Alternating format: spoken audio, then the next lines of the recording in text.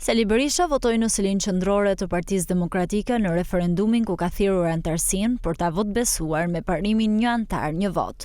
Në deklaratën para gazetarëve, ai përshëndeti demokratët dhe procesin e konsideroi shembullor, në një proces në të cilin në mënyrën më demokratike referendale i shprehin besimin ose shprehin vullnetin e tyre për kryetarin apo edhe kundërti.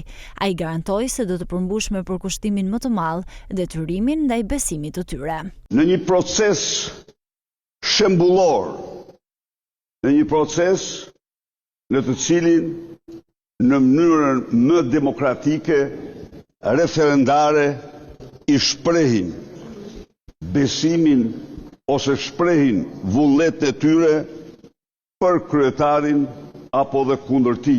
I garantoj se do të përmbush me përkushtim të madh detyrimet e mia ndaj besimit të tyre. Berisha akuzoi Ervin Saljanin si përfaqësues të botës së krimit, nga e cila tha se Partia Demokratike e ka ndarjen për jetë a vdekje.